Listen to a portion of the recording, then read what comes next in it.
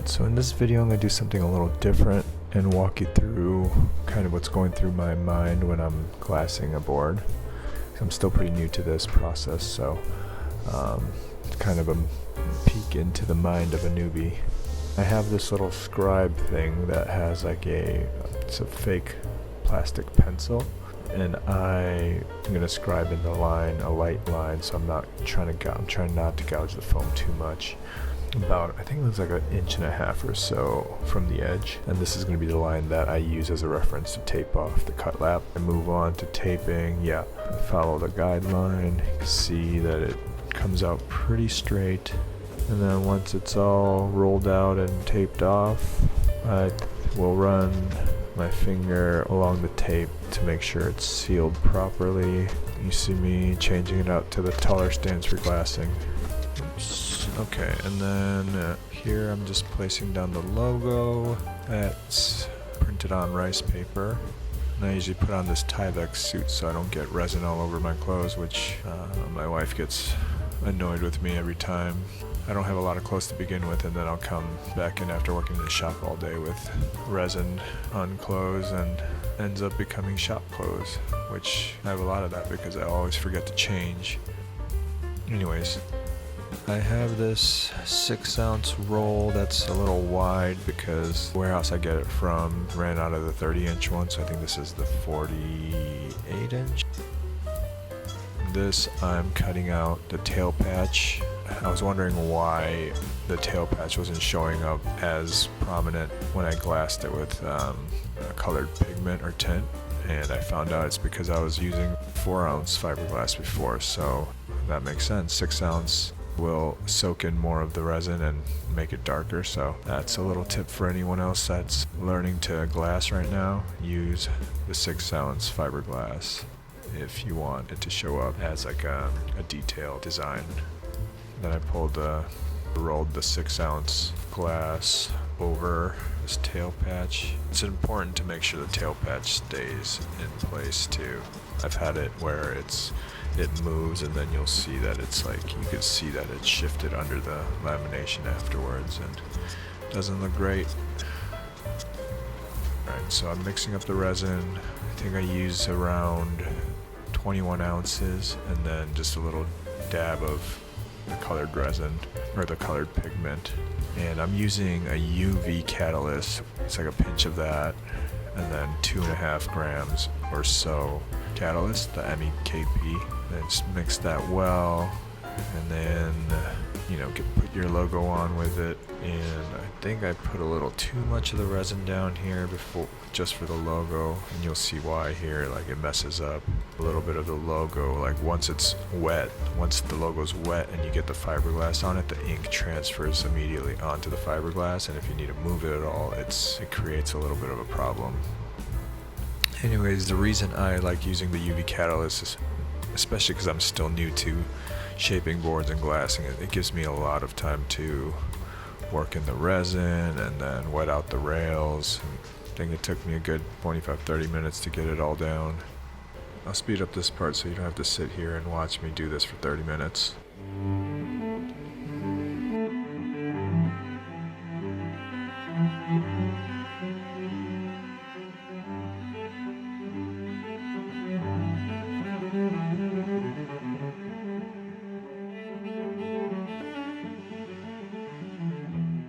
Here I'm doing the cut lap.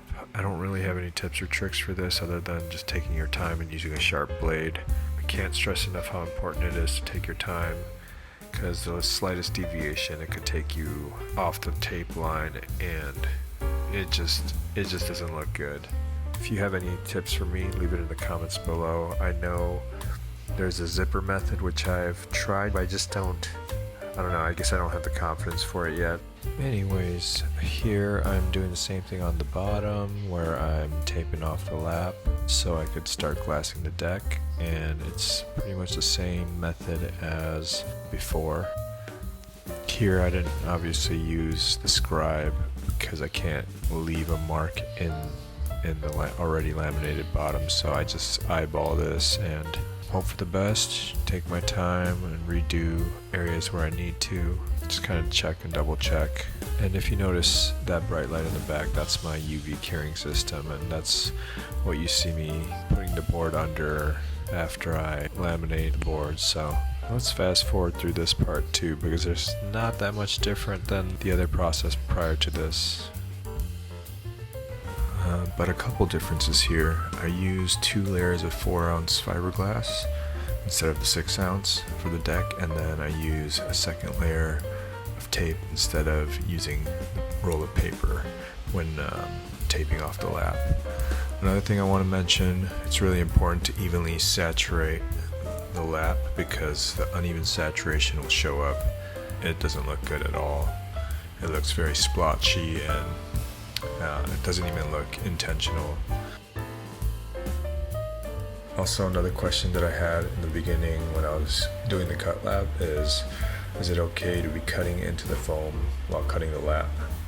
And the answer is yes. Just try to keep it shallow. You don't want to be cutting as deep as you can, and you only have to do that on the first cut lap because you'll be cutting over the first lamination during the second part, in this part essentially.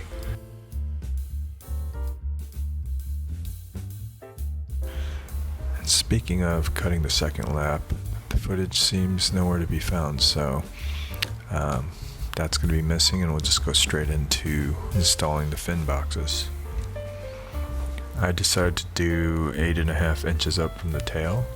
It's not an arbitrary number. I found some information on just from Googling, and I think I've read anywhere from people doing 6.25 inches to up to 10.5 inches for a twin fin setup. So like a performance 20, not like a fish, retro fish or anything like that. So I start out by measuring the 8.5 inches up, and then I like to do 1.25 inches, 1.25 inches in from the rail for the bottom marking, and then the top marking I like to toe in 1/4 inch.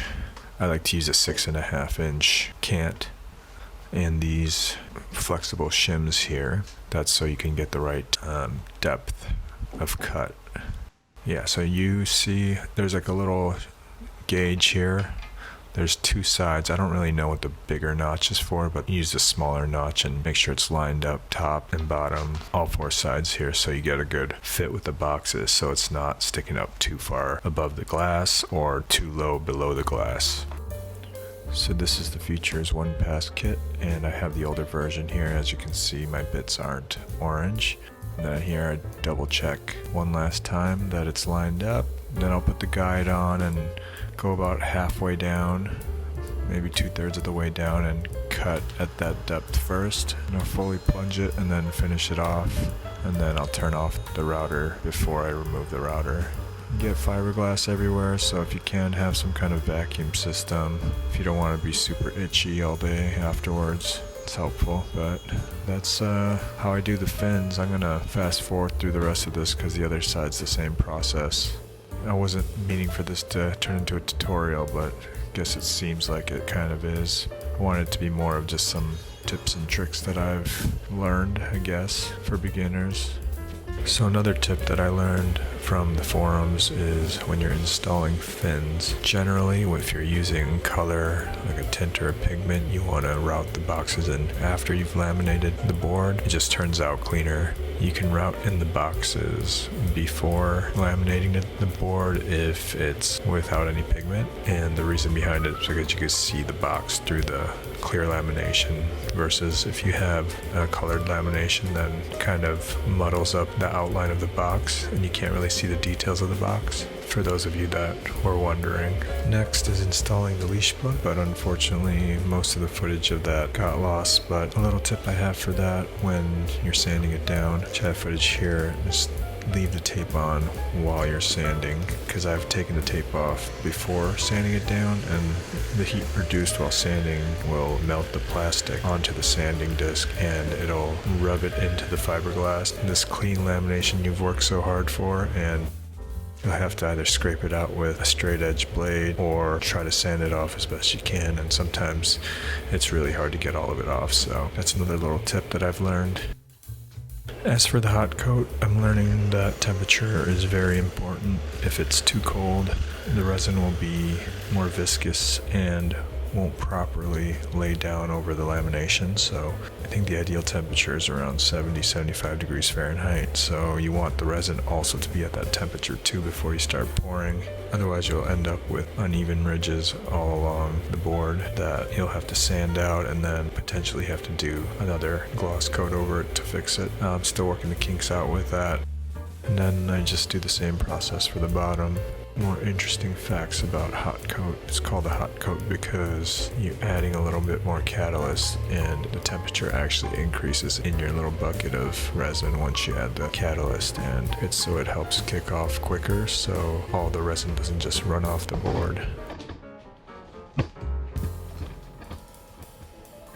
Anyways, I pulled the tape here and I'm just going to let the rest of the process play out till the board is finished, because nobody wants to watch me sand this board for 2 hours. Everybody's favorite part, right?